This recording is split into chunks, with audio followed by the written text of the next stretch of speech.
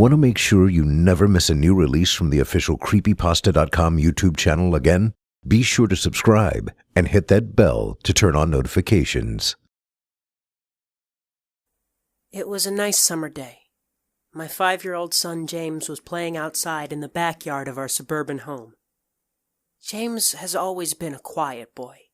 He plays by himself mostly. He never had too many friends. But he's always had a wild imagination. I was in the kitchen feeding our dog Fido when I heard what sounded like James talking to someone in the backyard. I wasn't sure who it was he could be talking to. Could he have finally made... Mom, it's hard for me to always keep an eye on my son, so I decided to go outside and check on him. When I went into the backyard, I was a bit confused, because James was the only person back there. Was he talking to himself? I could have sworn I heard another voice. "James, it's time to come inside," I called out to him. He came inside and sat down at the kitchen table. It was about lunchtime, so I decided to make a turkey sandwich. "James, who were you talking to out there?" I asked. James looked up for a moment. "I was playing with my new friend," he said, smiling. I poured him some milk and continued to pry, as any good mother would. "Does your friend have a name? Why didn't you ask him to stay for lunch?" James stared at me for a moment before replying. "His name is Laughing Jack."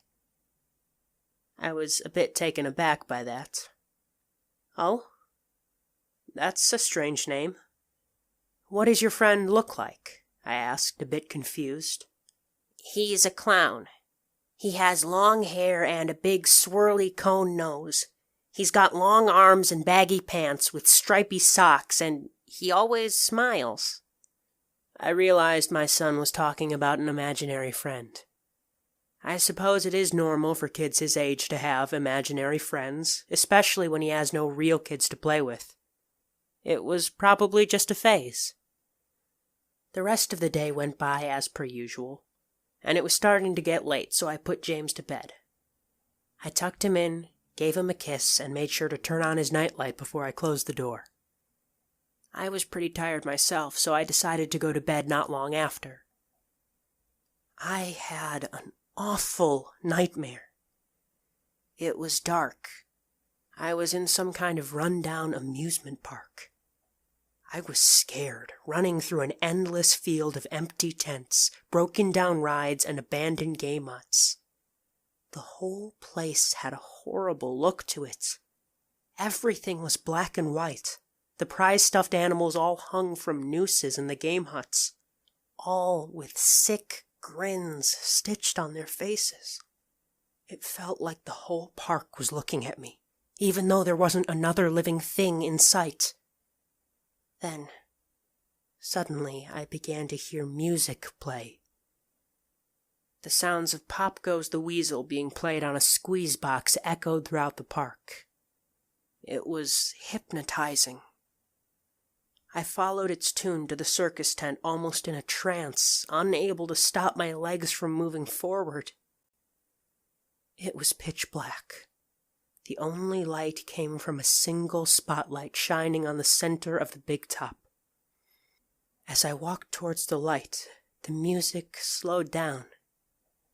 I found myself singing along, unable to stop. Berry bush, the monkey chased the weasel. The monkey thought 'twas all in fun. The music stopped right before its climax, and suddenly the lights shot on. The intensity of the lights was practically blinding. All I could see was a small, dark silhouette shuffle towards me. Then another one appeared, and another, and another. There were dozens of them, all coming toward me. I couldn't move. My legs were frozen. All I could do was watch as the haunting figures drew nearer. As they got closer, I could see they were children. As I looked at each one, I noticed they were all horribly disfigured, mutilated. Some had cuts all over their body. Others were severely burnt, and others were missing limbs, even eyes. The children enveloped me, clawing at my flesh, dragging me to the ground and tearing inside me. As the children tore me apart and I faded away, all I could hear was laughter. Horrible, awful, evil laughter. I woke up the next morning in a cold sweat. After taking a few deep breaths, I looked over and saw that a few of James's action figures were positioned facing me on top of my nightstand. I sighed. James had probably woken up early and put those there. I gathered up the toys and made my way to James's room. However, when I opened the door, James was sound asleep.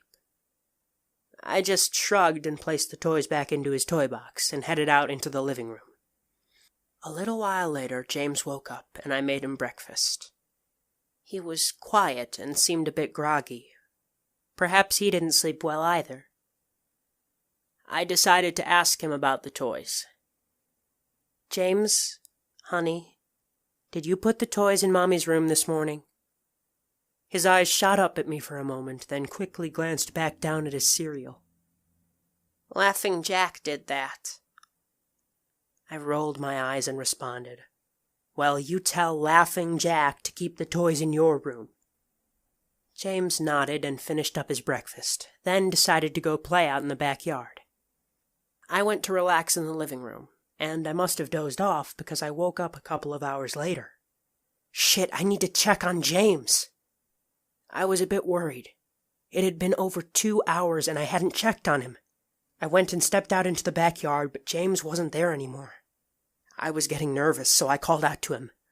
"James! James, where are you?" Just then I heard a giggle come from the front yard. I rushed through the gate around to the front of the house. James was sitting there, right on the sidewalk. I breathed a sigh of relief and walked over to him.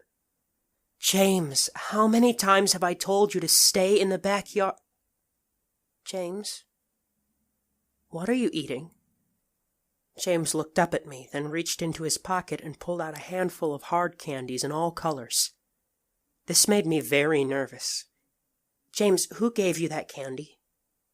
James just stared at me, not speaking at all. "James, please tell Mommy where you got that candy." James hung his head down and said, "Laughing Jack gave it to me." My heart sunk. I knelt down to look him in the eyes. "James, I have had enough of this damn Laughing Jack thing. He is not real. Now, this is a very serious situation, and I need to know who gave you that candy." I could see my son's eyes tear up. "But Mama, Laughing Jack did give me the candy." I closed my eyes and took a deep breath. James has never lied to me, but what he's telling me is impossible. I make him spit out the candy and I throw the rest away. James appears to be fine. Maybe I'm just overreacting. After all, he could have just gotten it from Tom and Linda from next door, or Mr. Walker down the street. Either way, I'm going to have to keep a closer eye on James. That night, I put James to bed as usual and decided to go to bed early myself. Suddenly, I was woken up by a loud bang coming from the kitchen. I sprung out of bed and hurried down the stairs. When I got to the kitchen, I was horrified. Everything on the counters had been thrown on the floor, and our dog Fido hung dead from the light fixture. His stomach was cut open and stuffed with candy, the same type that James was eating earlier that day. My shock was quickly broken by a sharp scream coming from James's room, followed by loud crashes. I quickly grabbed a knife from the drawer and moved up the stairs with the speed that only a mother whose child is in danger could have. I burst through the door and flicked on the lights. Everything in the room was knocked over and tossed on the floor. My poor son in his bed, crying and shaking with fear. A pool of urine staining the sheets. I scooped my child up and ran out of the house and went next door to Tom and Linda's house. Luckily, they were still awake. They let me use their phone and I called the police. It didn't take long for them to arrive, and I explained what had happened. They looked at me as if I was crazy. They searched the house, but all they found was a dead dog and 2 trashed rooms. The officer told me that someone had probably gotten into the house and done this right before making a quick escape when they heard me coming up the stairs. I knew it wasn't true. All the doors were locked and none of the windows were open. Whatever was in my house, it didn't come from outside. The next day, James stayed inside. I didn't want him to leave my sight. I went into the garage and found his old baby monitor and set it up in his room. If anything comes into it tonight, I was going to be able to hear it. I went to the kitchen and grabbed the largest knife from the drawer and put it on my nightstand. Imaginary friend or not, I'm not letting anything hurt my little boy. Soon enough, night came. I put James to bed. He was afraid, but I promised him that I wasn't going to let anything happen to him. I tucked him in, gave him a kiss, and turned on the nightlight. Before closing the door, I whispered to him, "Good night, James. I love you." I tried to stay up as long as I could, but after a few hours I felt myself drifting off. My baby would be safe for the night, and I needed to sleep. Just as I lay my head on the pillow, I heard a soft noise come from the baby monitor. I'd put it on my nightstand. At first it sounded like interference, like the kind a radio would make.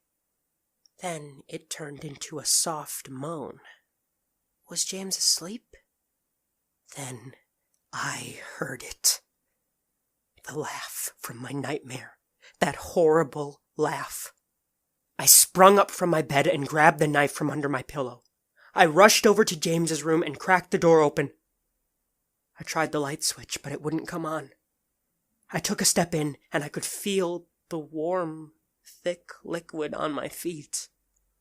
Suddenly, James's nightlight came on, and I could see the absolute horror laid out in front of me. James's body was nailed up on the wall, the nails piercing through his hands and feet. His chest was cut wide open, and his organs hung down to the floor. His eyes and tongue had been removed, along with most of his teeth. I was disgusted. I could hardly believe this was my baby boy. Then I heard it again. The soft, desperate moan. James was still alive. My baby, my poor baby, in so much pain, barely clinging to life. I ran across the room and vomited on the floor, but my sickness was interrupted by a horrible cackle coming from behind me. I spun around while still wiping bile from my mouth. Then, out of the shadows emerged the fiend responsible for all of this horror.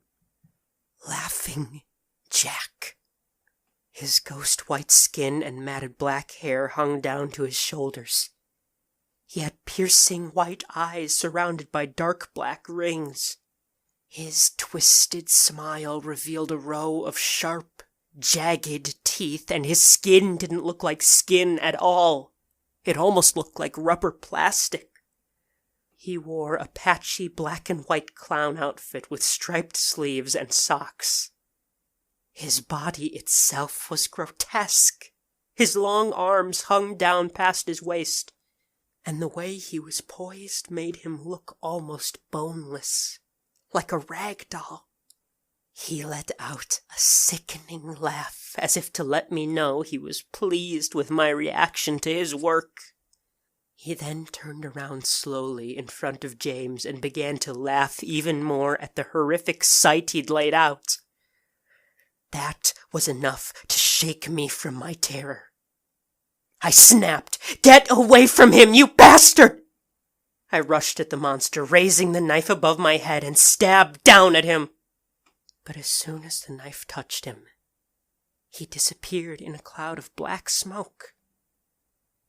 The knife passed right through and pierced James's still beating heart. Warm blood splashed on my face.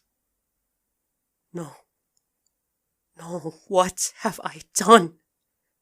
My baby! I killed my baby! I immediately fell to my knees, and I could hear sirens in the distance growing louder.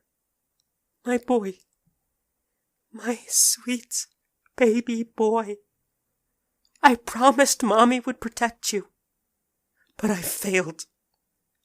I'm sorry, James. I am so sorry. Police soon arrived to find me in front of my son, still wielding the knife covered in my baby's blood. The trial was short. Insanity. I was placed in the Ferropolis House for the Criminally Insane, where I have been for the last 2 months. It's not so bad here. The only reason I'm awake now is because someone is playing Pop Goes the Weasel outside my window. I'll talk to the orderlies about it in the morning.